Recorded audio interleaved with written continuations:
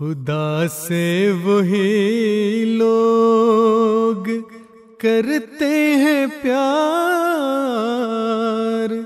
जो सब कुछ ही करते हैं उस पर Nisar.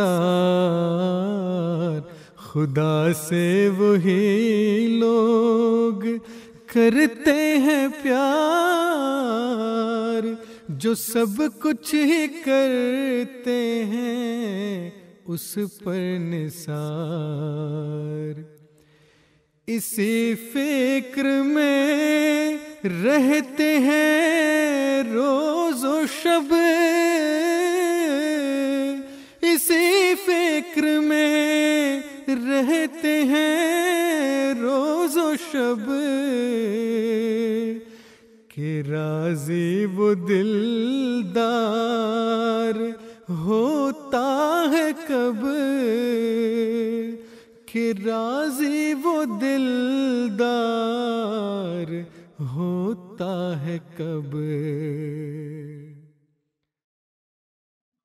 Asyhadu an la ilaha illallah wahdahu la syarikalah wa asyhadu anna Muhammadan abduhu wa rasuluh. Amma ba'du, fa'a'udzu billahi minasyaitonir rajim. Bismillahirrahmanirrahim. Pemirsa yang dirahmati Allah Subhanahu wa taala, Assalamualaikum warahmatullahi wabarakatuh. Pada kesempatan Kultum Tafsir Al-Quran, di episode ini kita masih membahas tafsir dari surah Al-Kahfi ayat yang ke-63 dan 64. Di dalam ayat-ayat ini Allah Subhanahu wa taala berfirman,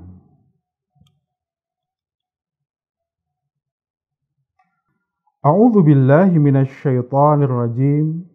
Falamma jawaza qala li fatahu atina ghada'ana laqad laqina min safarina hadza nasaba. Qala ara'aita idh awayna ila sakhrati fa inni nasitul hut wa ma ansanihu illa syaitanu an adhkurah wattakhadha sabilahu fil bahri ajaba. Artinya, dan ketika mereka berdua telah melewati tempat itu, berkatalah ia kepada teman mudanya, bawalah sarapan kita, sesungguhnya kita telah merasa letih disebabkan perjalanan kita. Ia menjawab, tahukah engkau ketika kita berhenti untuk istirahat di batu karang tadi, dan aku lupa ikan itu, dan tiada yang membuat aku lupa untuk mengatakannya kepadamu kecuali syaitan. Dan ikan itu mengambil jalannya ke laut dengan cara yang menakjubkan.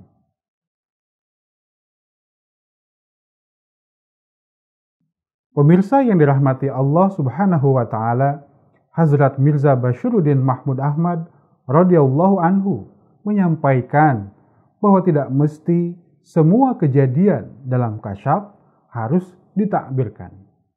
Karena seringkali di dalam kasyaf ada tercampur hal-hal yang hanya sebagai tambahan saja dan tidak termasuk dalam bagian yang harus ditakbirkan. Umpamanya, ketika seorang melihat dalam mimpi sebuah penglihatan tentang kematian orang lain, bersamaan dengan itu ada pula yang dilihatnya, seperti rumah dan barang-barang lainnya. Rumah tersebut tentu tidak akan ditakbirkan. Yang akan ditakbirkan adalah penglihatan tentang kematian seseorang itu. Namun, jikalau hal ini ditakbirkan juga, maka akan ada keluasan dalam artinya. Sebab itu, saya pun akan menjelaskan tujuan ayat ini menurut ilmu ta'bir. Kata ridha dalam ilmu ta'bir berarti barang siapa yang meminta sarapannya berarti dia akan lelah. Menurut arti ini adalah ketika datangnya zaman pertemuan dua lautan, yaitu zamannya Rasulullah SAW, maka umat Nabi Musa alaihissalam dan umat Nabi Isa alaihissalam tidak akan mengambil faedah darinya. Bahkan mereka akan mengingkarinya. dan mereka tidak akan mengakui bahwa zaman agamanya telah berakhir. Namun, setelah mereka menempuh suatu perjalanan yang panjang, mereka lantas merasa lelah dan bingung sambil berpikir, kenapa Rasul yang dijanjikan itu tidak kunjung datang? Barangkali kita yang salah. Mungkin Rasul itu sudah datang. Hanya kita saja yang tidak mengenalinya dan tidak beriman kepadanya. Pemirsa yang dirahmati Allah Subhanahu wa Ta'ala, kata as-sakhratu artinya adalah sebuah batu yang besar dan sangat keras. Dalam ilmu ta'bir dikatakan bahwa barang siapa yang melihat batu yang besar di dalam mimpinya, maka ta'birnya ialah dia akan bergelimang dalam perbuatan buruk dan keji. Maka ayat ketika kita berhenti di atas batu tadi, maka takbirnya adalah kaum Nabi Musa alaihissalam dan kaum Nabi Isa alaihissalam akan bergelimang dalam kejahatan dan perbuatan yang buruk, serta terperosok dalam lembah kejahatan dan perbuatan maksiat. Dan di saat itulah zamannya pertemuan dua lautan telah tiba, ditandai dengan lahirnya Nabi Muhammad Rasulullah Sallallahu Alaihi Wasallam. Dan memang demikian pada umumnya, jika seorang nabi datang ke dunia, maka kejahatan, maksiat, perbuatan kotor dan keji tengah merajalela di permukaan bumi.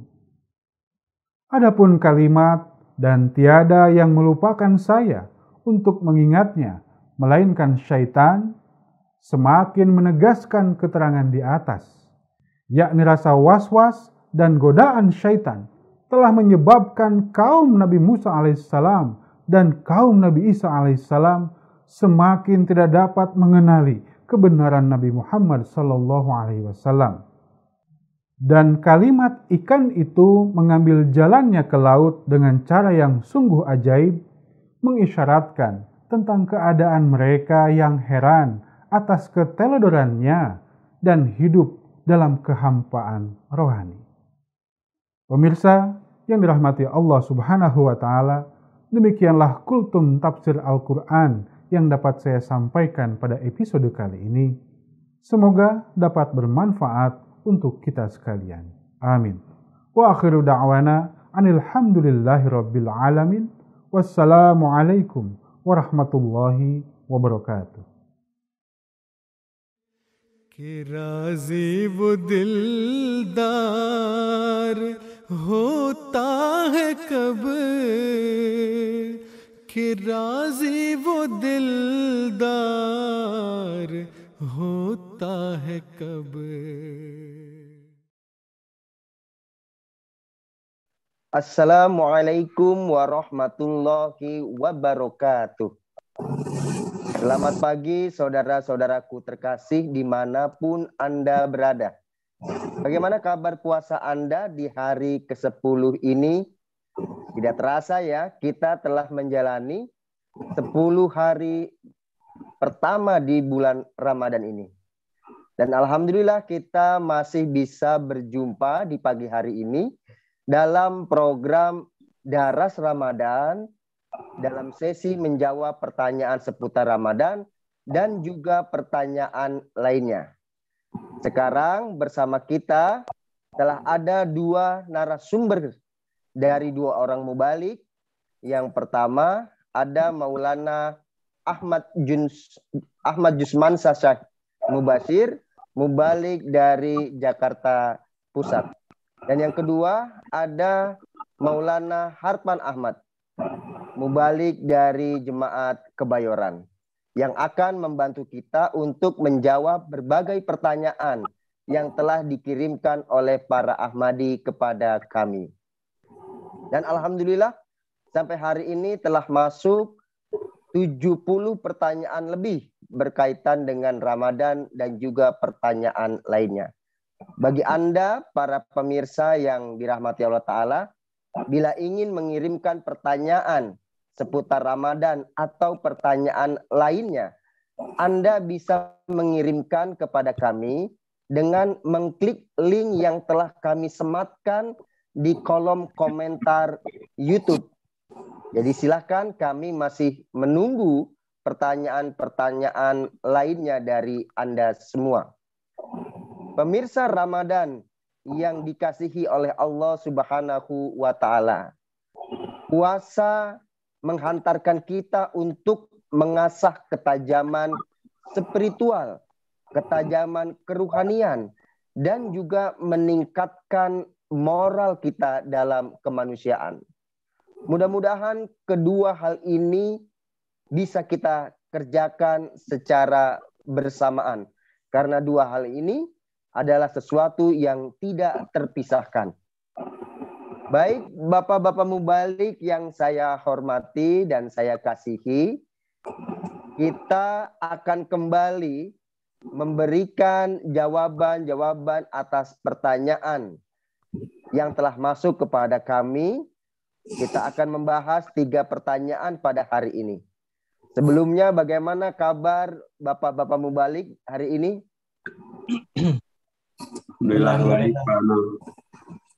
Alhamdulillah, semua dalam kondisi yang baik. Pertanyaan pertama dari anggota kita, yaitu berkaitan dengan perbuatan yang dilakukan selama menjalani puasa Ramadan, yang dimana perbuatan ini dengan tujuan untuk meringankan proses ketika kita menahan rasa lapar dan juga rasa haus.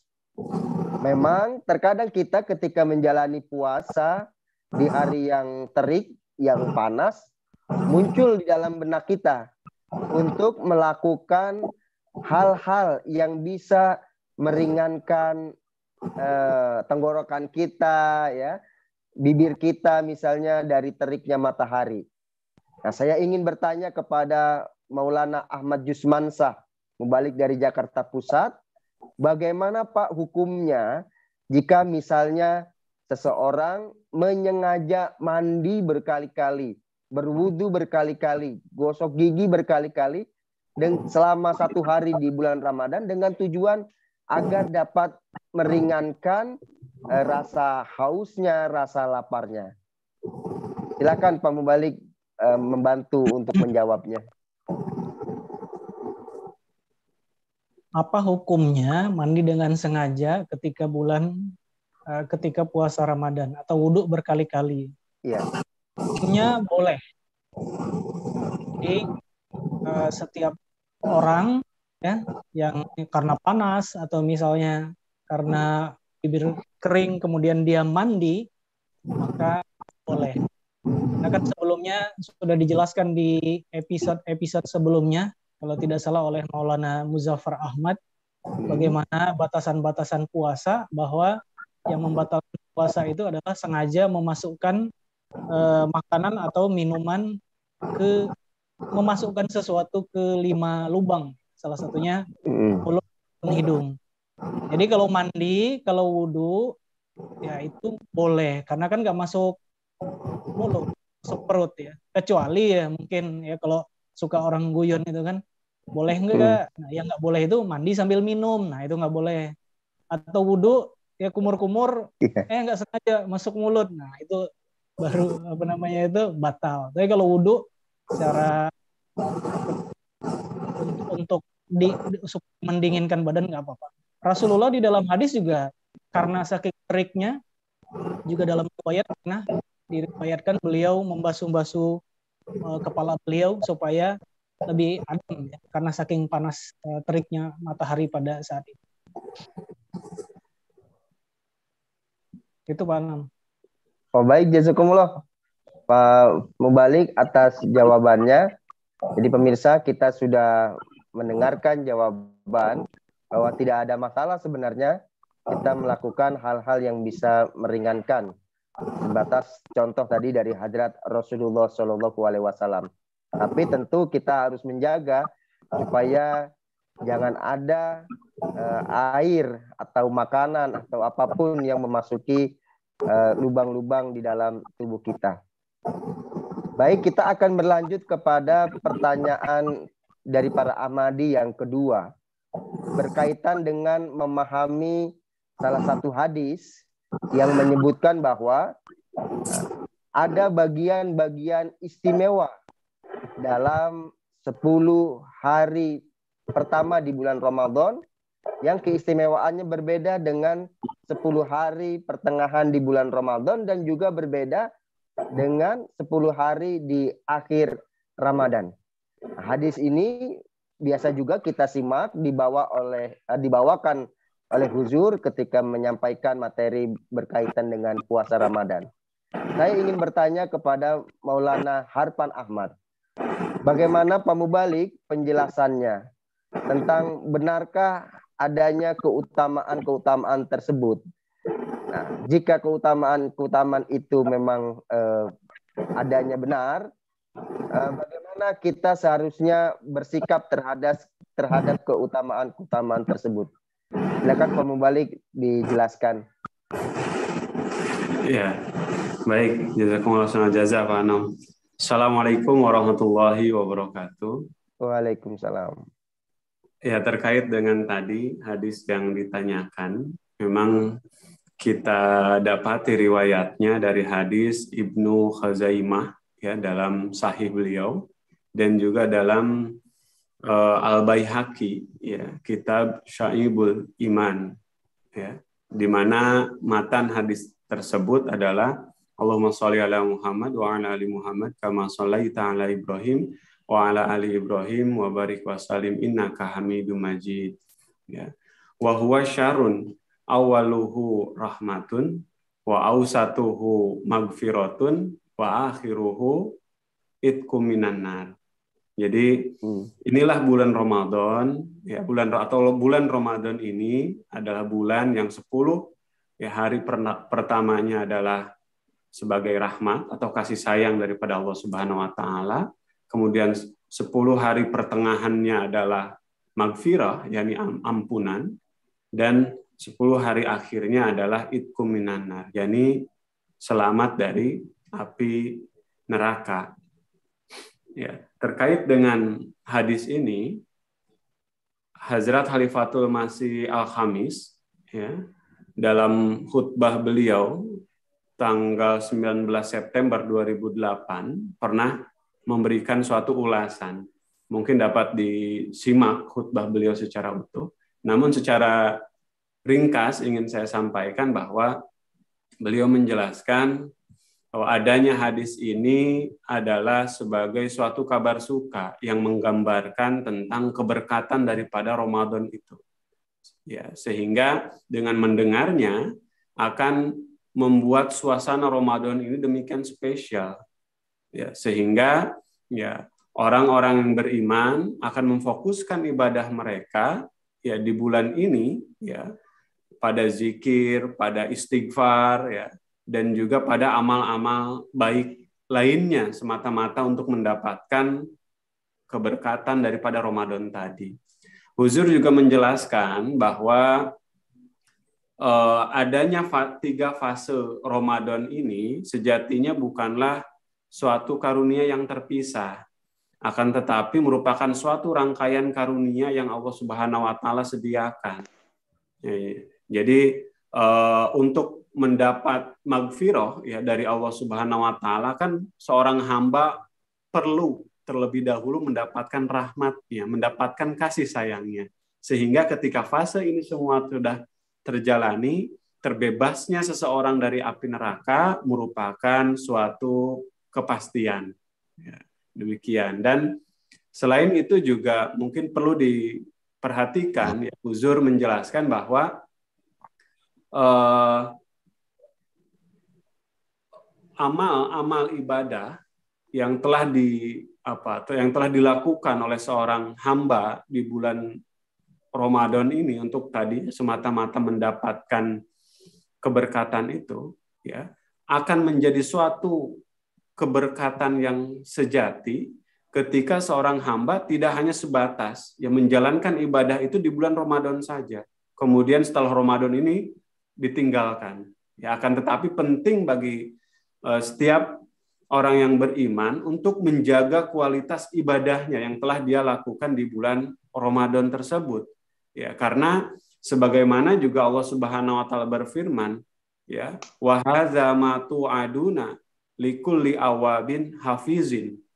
yakni segala nikmat karunia yang telah Allah Subhanahu wa taala janjikan ini adalah untuk mereka yang senantiasa bersujud kepada Allah Subhanahu wa taala dan juga yang senantiasa menjaga amal-amal baiknya. Jadi walaupun tadi ya Ramadan dalam hadis tadi dipecah menjadi 3 fase, akan tapi sejatinya fase ini merupakan suatu rangkaian yang tidak terputus.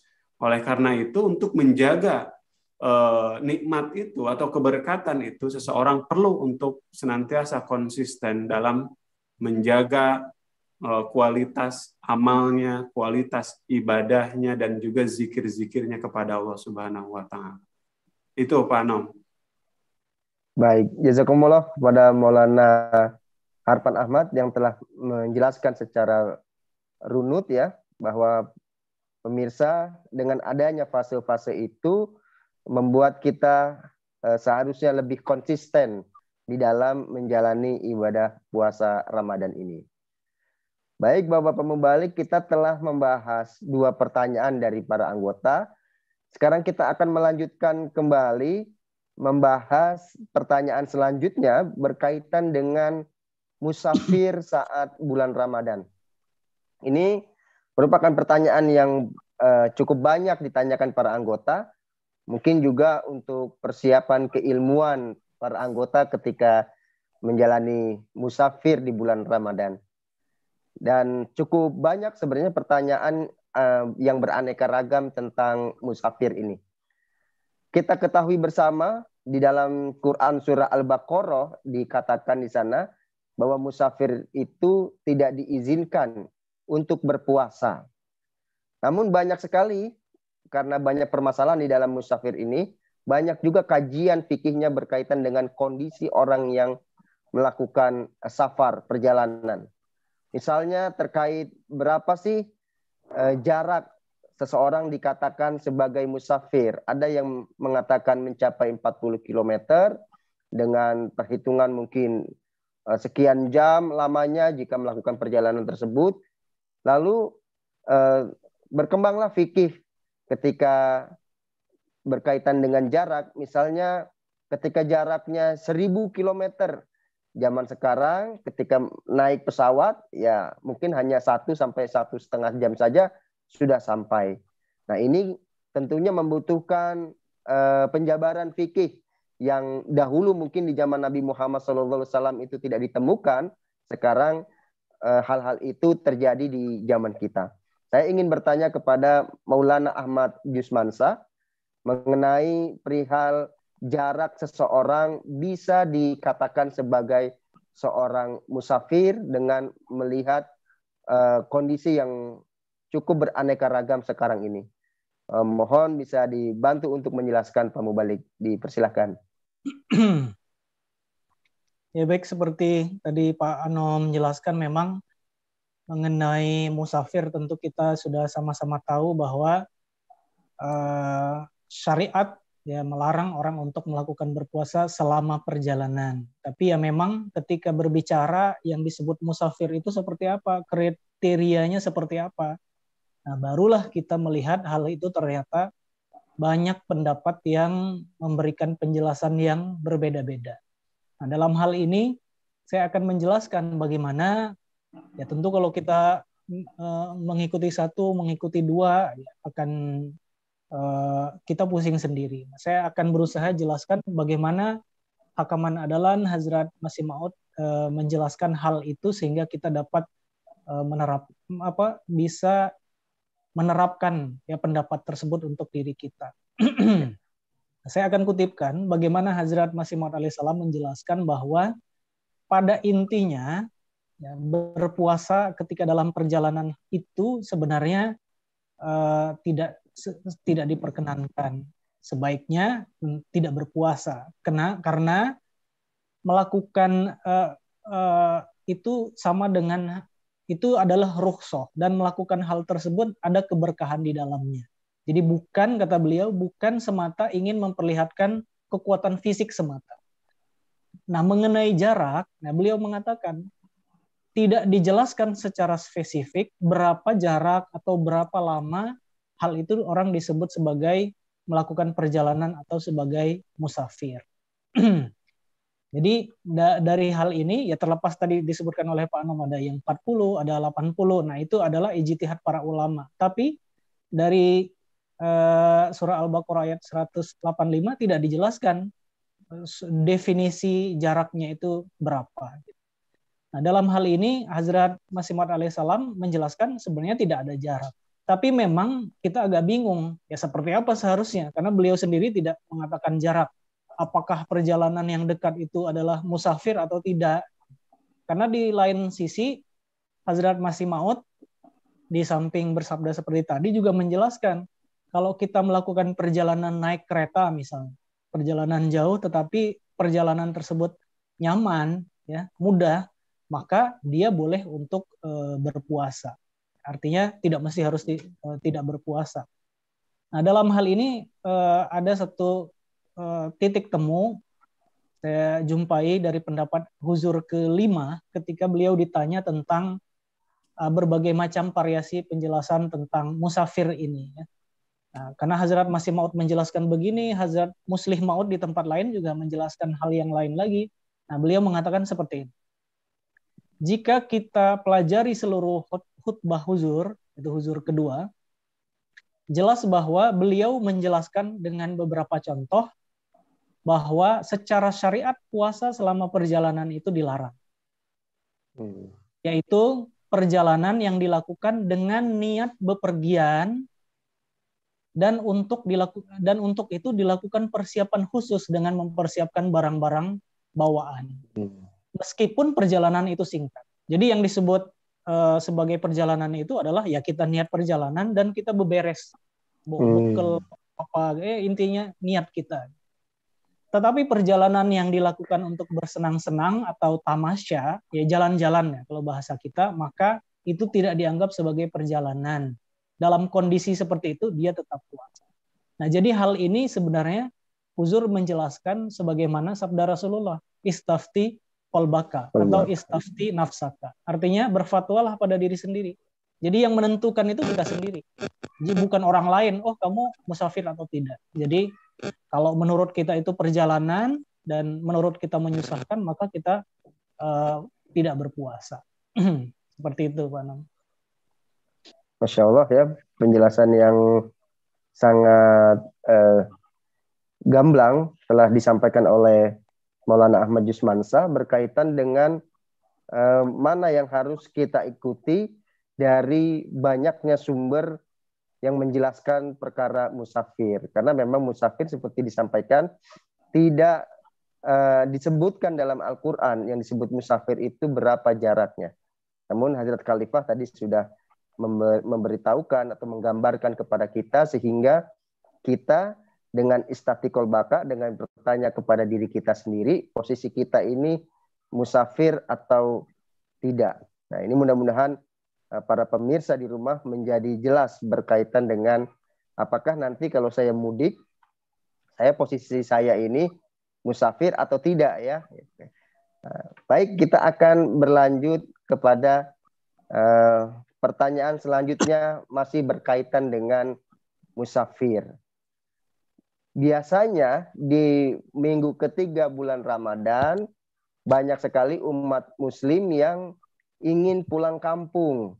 Dan ini mungkin sudah dirindukan selama masa pandemi corona ya. Dan kemungkinan juga pada tahun ini akan banyak sekali orang berbondong-bondong mudik pulang kampung. Nah, tentu ketika mereka mudik dengan perjalanan yang cukup berat ya, persiapan-persiapan, mereka akan membatalkan puasa atau mereka tidak akan berpuasa pada hari itu dan akan mengganti pada hari yang lainnya. Nah, pertanyaannya saya ingin menanyakan kepada Maulana Harpan Ahmad. Ketika seseorang yang mudik tadi sudah sampai di kampung halamannya, misalnya pada hari Senin dia sudah sampai di kampung halamannya. Pertanyaannya, apakah di hari Selasa itu si orang yang mudik ini sudah terkena kewajiban untuk wajib puasa? Karena kalau sudah kena kewajiban wajib puasa, dia tidak boleh meninggalkan puasa dengan sengaja. Atau masih bisa menunggu sampai misalnya lelahnya selesai, atau seperti apa hukum fikihnya? Mohon Pak Mubalik membantu untuk menjelaskan kepada kita. Silakan Pak. Ya, baik Pak Anam. Ya memang khususnya di negara kita ya, ada suatu fenomena unik ya. Di akhir-akhir Ramadan itu adalah ada tradisi mudik ya.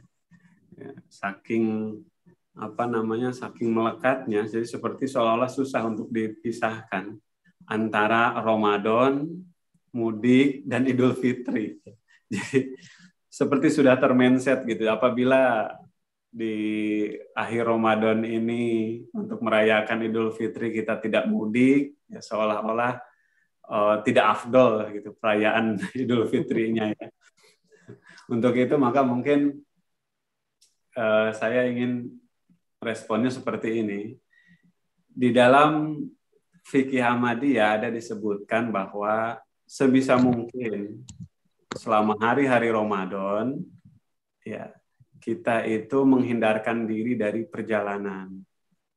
Ya, kalaupun harus melakukan suatu perjalanan, maka ya perjalanan itu dilakukan untuk hal-hal yang memang dibutuhkan. Ya, sehingga tadi apa yang disampaikan oleh Pak Jusman ini ya, mudik ini merupakan suatu hal kebutuhan atau memang apa gitu kan. Adapun penentuannya bahwa perjalanan seperti apa yang memiliki batasan-batasan itu ya tentu orang yang melakukan perjalanan itu sendiri yang dapat menentukannya, dan dia sendiri yang akan mempertanggungjawabkannya nanti di hadapan Allah Subhanahu wa Ta'ala. Namun yang pasti memang selama perjalanan itu berlangsung ya, dan ya berlangsung ya, maka ya tidak diwajibkan bagi dia untuk berpuasa. Akan tapi ketika kemudian dia sudah sampai ke tujuan dan untuk tinggal beberapa lama ya, sebagaimana tradisi dari mudik ya, biasa sampai beberapa waktu yang lama, maka persiapkanlah ya untuk sahur ya, diatur persiapannya untuk sahur, kemudian jalankanlah puasa. Ya, adapun ya puasa-puasa yang termahrumkan karena perjalanan sebelumnya, ya perjalanan mudik itu, maka gantilah itu di hari-hari yang lain sebagaimana syariat sudah menentukan. Itu mungkin Pak Anom.